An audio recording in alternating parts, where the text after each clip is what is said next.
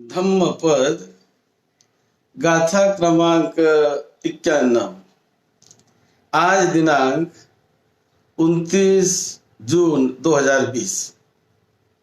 ये गाथा तथागत भगवान बुद्ध ने राजगृह के वेणुवन विहार में रहते समय ये गाथा कही है। महाकाश्यप स्थविर को उद्देश्य करके कही है। उयुंजन्ति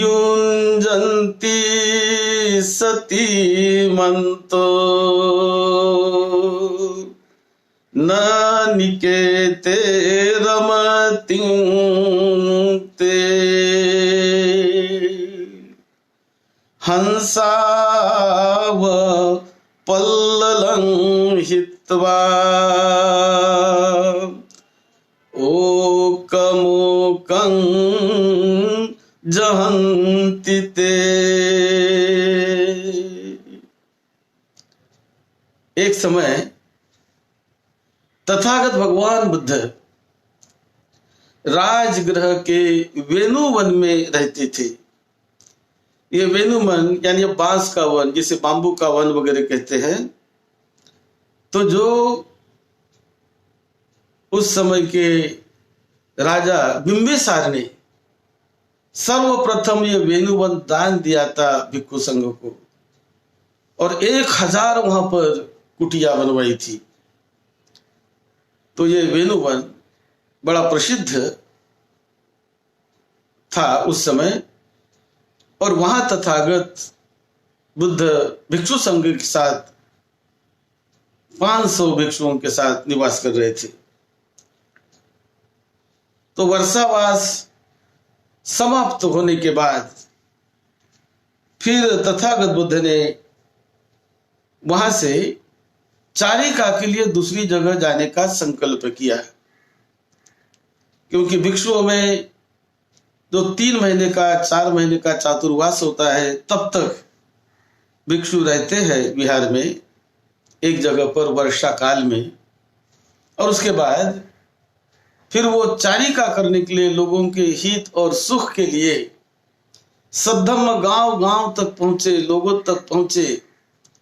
इसलिए भिक्षु भ्रमण करते हैं, जाते रहते हैं। तो इस समय वर्षावास के बाद जाना तय किया, और भगवान बुद्ध ने 15 दिन पहले ही बताया कि मुझे अब वहां जाना है, यहां से 15 दिन के बाद जाना है, चलना है।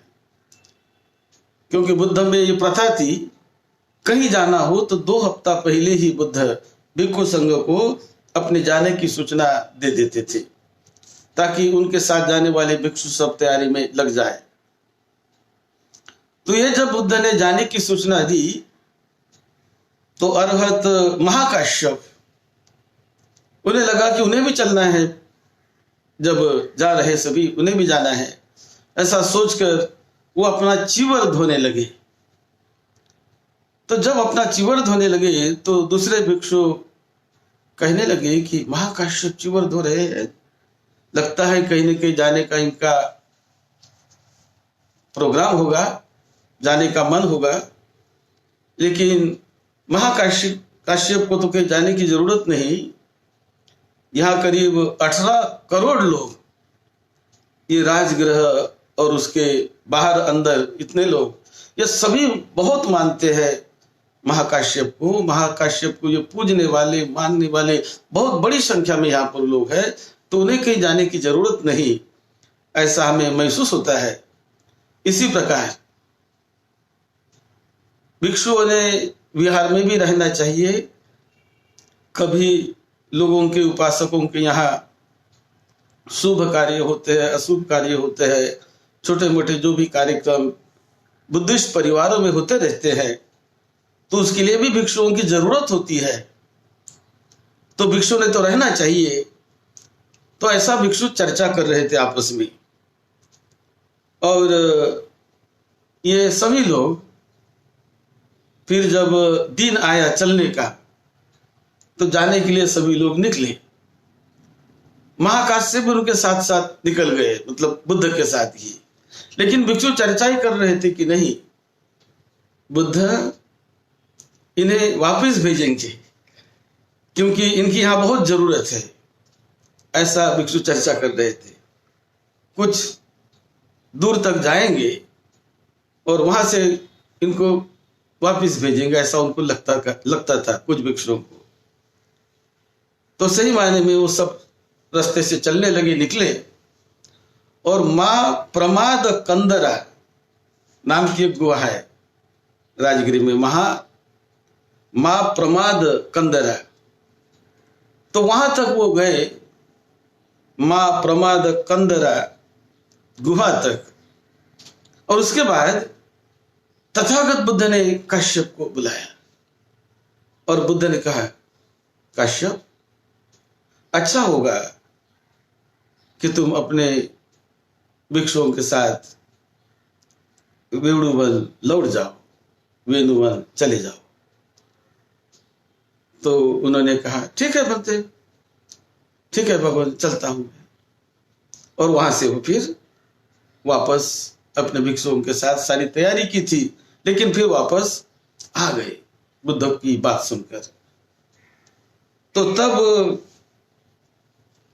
भिक्षु संघ में चर्चा होने लगी कि देखिए, हम जो कहते थे ना कि वही होगा, क्योंकि काश्यप को यहां रहने के लिए बुद्ध कहेंगे, क्योंकि बहुत सीनियर थे और बहुत ही प्रिय भिक्षु संघ में, उपासक उपासिकाओं में लोग बहुत मानते थे उनको।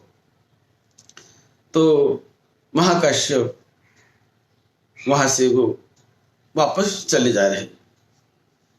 तब ये बात बुद्ध ने सुनी कि काश्यप के बारे में ये जो भिक्षु है ऐसा ऐसा कह रहे हैं।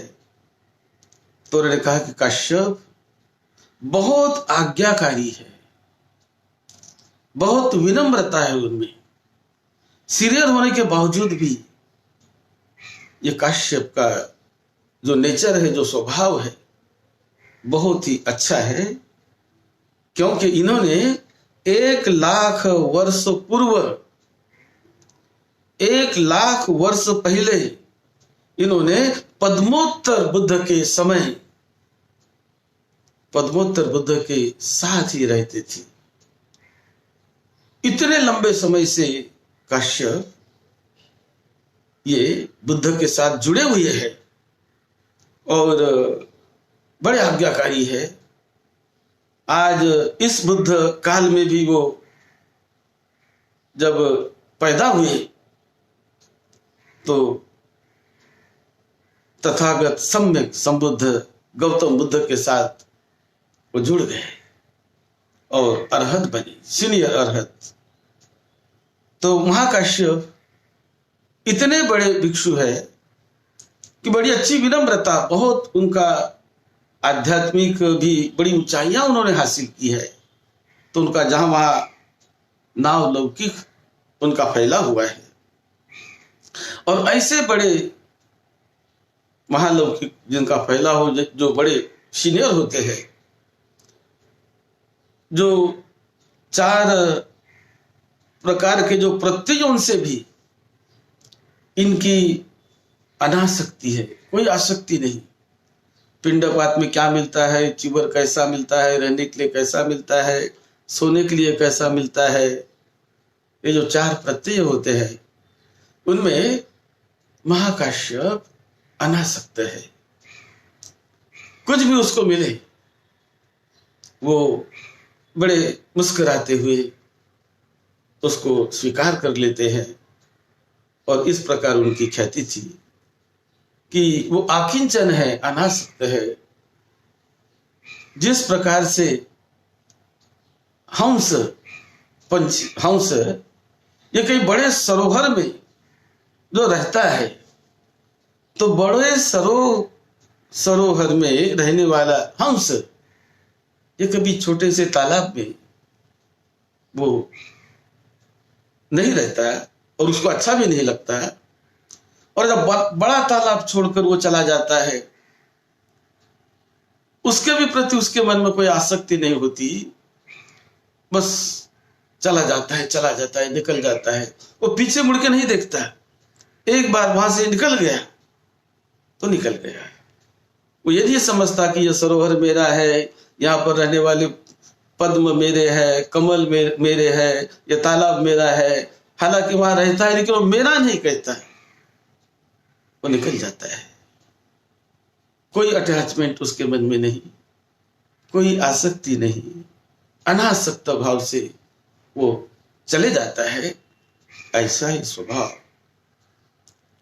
महाकाश्यप का है।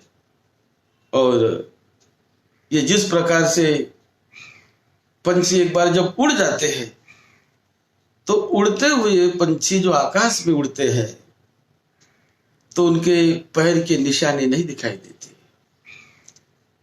रास्ते का निशाने नहीं दिखाई देती कि कहां से उड़े, कैसे उड़े, उसके निशाने नहीं, कोई उसका मतलब अटैचमेंट नहीं, कोई उसकी निशानी नहीं दिखती। इसी प्रकार अरहत भिक्षु जो चलते हैं, अनासक्त लोग जो चलते हैं, वहां रहते हुए भी वो वस्तु के प्रति, वो विहार के प्रति या लोगों के प्रति, उपासक उपासिकाओं के प्रति तथा किसी के प्रति उनकी आसक्ति नहीं होती, उनका अटैचमेंट नहीं होता। वो बहुत स्वतंत्र और अनासक्त भाव से रहने वाले भिक्षु होते हैं। और उन्हीं की तथागत बुद्ध ने प्रशंसा की कि आप जीते समय, रहते समय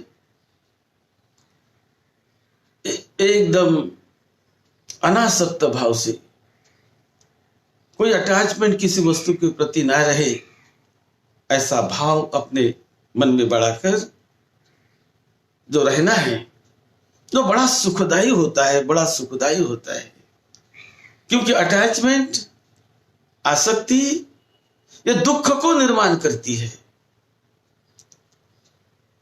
और इसीलिए अरहत तो वही है ना कि जो सारे आसक्ति से, सारे प्रलोभन से दूर हो गया, मुक्त हो गया, विमुक्त हो गया। उनको तो उनके शरीर के प्रति भी आसक्ति नहीं होती है। मृत्यु भी उनके लिए उतना ही प्रिय है, जीवन भी उतना ही प्रिय है, जीवन भी उतना ही प्रिय, मृत्यु भी उतना ही प्रिय है। वो जीवन को भी उसी ढंग से देखते हैं और मृत्यु को भी उसी ढंग से, उसी समता से देखते हैं। यही अनासक्त व्यक्ति का, यही लक्षण है विमुक्त व्यक्ति का, कि जो विमुक्त होकर अपने जीवन को मंगलमय बनाता है।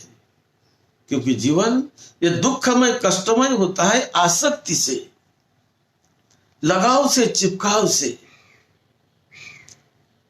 वो दुख दर्द जीवन में लाती है। लेकिन जितना जितना हम उनसे दूर होने का प्रयास करें, उतना उतना मुक्ति का मार्ग सरल होता है, उपासकों के लिए, उपासिकाओं के लिए भी, सभी के लिए।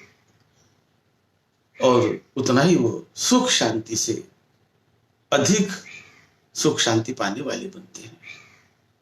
यही गाथा तथागत बुद्ध ने